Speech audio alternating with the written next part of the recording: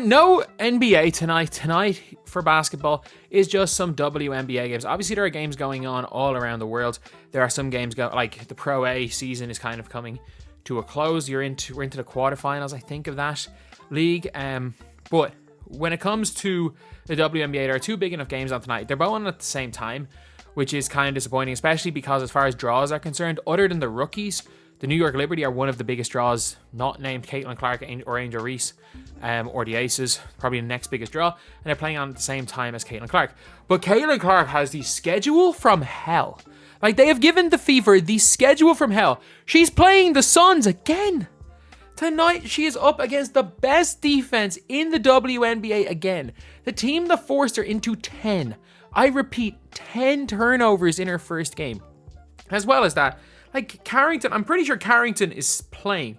Like, I know she went off injured in that first game against the Fever, but I'm pretty sure did she play the second game? Yeah, she played against the Mystics. So, like, she's going to be there. And it's going to be so tough for Caitlin Clark today. And this is really like where we look for the improvement, because we saw the improvement from the first time she played the Liberty to the second time.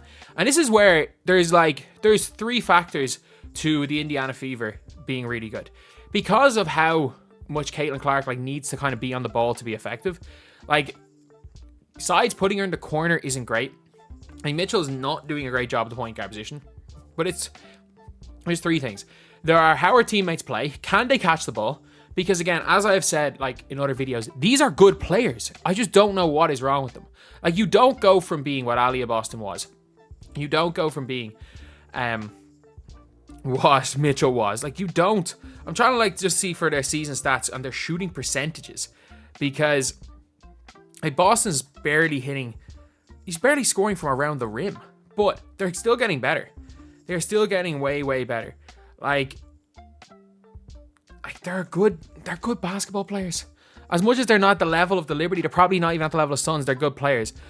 But we can now see the way things are going to adapt. How Caitlin Clark is going to deal with the toughest defense that's going to be put on her in the league. Like, as good as the Liberty were on defense, the Liberty are much better on offense than the Suns are. The Suns are one of the top 4 teams in the WNBA purely from their defense. They've got Dewana Bonner as well, who can just ball out. And it's really going to see what Caitlin Clark is made of as a basketball player.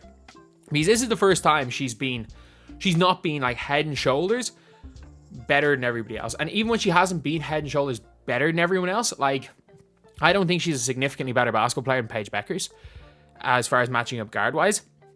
She was just in a system that made her look head and shoulders better. She was a standout against UConn. I don't think she's that much better, but at the same time, with the system the way it was, she was the standout. And clearly, that's not going to happen in WNBA.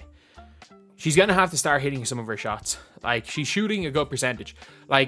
Non-basketball fans genuinely saying her shooting 4 of 10 from 3, and they were like, I can't believe you're accepting 40% from 3. It's like, yeah. She's shooting off the dribble deep threes. If Caitlin Clark averages 35% from 3, that is all you can ask for. That is all you can ask for. 35% from 3 is the equivalent of 50% from 2.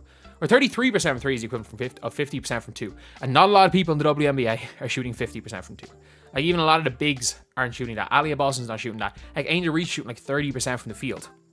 It's not NBA. There's not NBA level 90% inside the paint because they're dunking on everybody. That just doesn't happen at the WNBA level. So if she can shoot between 35 and 40% from 3 on the season, that is the number she wants to be at. And the turnover situation, Caitlin Clark's got to be better. Caitlin Clark has got to be more careful tonight with the ball, because there's only so many games you can give the excuse of her teammates just aren't ready for her. If it goes into game 4 and she turns the ball over 7-8 times, it doesn't matter how many times she throws the pass to her teammates and they drop it and they turn it over. She's got to just know. She's got to just be better.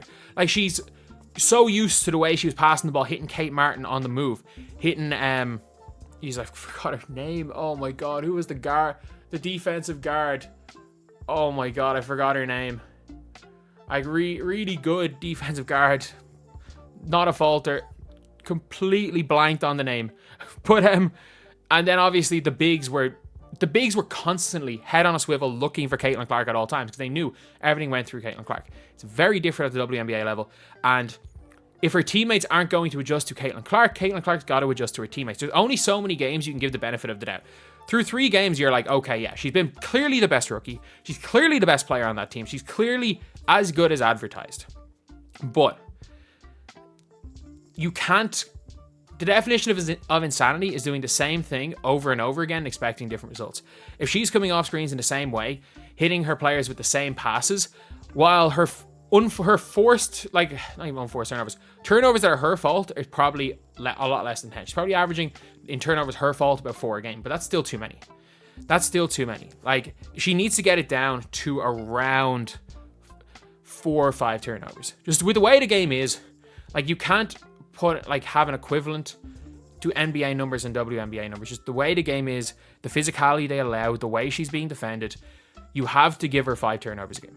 And that's not a knock on Caitlin Clark, because the way she's being blitzed, the way she's being doubled, the way she's being tripled, the way defenses are surrounding her, she's going to turn it over. If she has a game of less than 3 turnovers, it'll be a shock. But you normally you'll give her 4 or 5. If she goes into the 7, 8, 9, that's too many.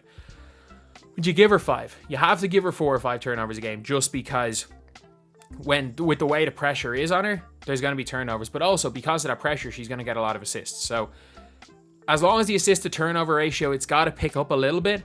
Like, she can't have more turnovers than assists. If she ends up getting to the stage where it's like close to 2 to 1, then she's in good shape. She's in good shape at close to 2 to 1, even like 1.5 to 1. As bad as it looks with the way that she's being defended, like, that's not the end of the world, especially as a rookie, because she's not going to win MVP. I know she's like 3rd favorite, but that's just because bookies want people to bet on it. Like, in the Rookie of the Year, I'm pretty sure 3 of the 7 favorites for Rookie of the Year, according to the bookies, aren't even in the WNBA. They're like just playing overseas. They never came. But like, that is what we're looking for today. I'm just looking for more efficiency. I don't really care too early in the year whether or not Caitlin Clark hits her shots, because she's going to have games where she hits her shots. She's going to have games where she doesn't. It's what happens when you are a person who relies on the deep 3 ball. You're going to have games where you dominate. You're going to have games where you really struggle. And that's just the reality of a play style. What I'm looking out for is she making the same mistakes over and over again? Is she playing more on defense? Is she getting back on defense after a turnover? Because it's getting better as the games have gone on. It's still not great. But like, some of those bad habits are things that like have to pick up. Like, she has to get better at getting back on defense when she makes a mistake, because any coach will tell you that players will make mistakes all the time. But if you make a mistake, you better at least try to make up for it on the other end. So it's going to be an interesting one. If she can get by this game, if they can come out 1-3 from these 4 games, the Fever cannot expect any more. They can't. Like, even after that, like, they do have a bit of an easier run. I think they're playing like their next game is against one of the better teams. But then I think they're playing like the Sparks. They have like the Sky, who are okay. But look, they're not one of the super teams. And Caitlin Clark clearly has faced best defense, super team, best defense in her first 4 games. She's not expected to win any of them. The Fever are not expected to win any of them. But if they can come out 1-3 in this unbelievably difficult start, that is a lot better than expected. While people that don't understand the league are going to be saying nothing that Caitlin Clark does matters when they lose, they don't stand a chance against a super team. There's a difference. You also have to take into account the aces.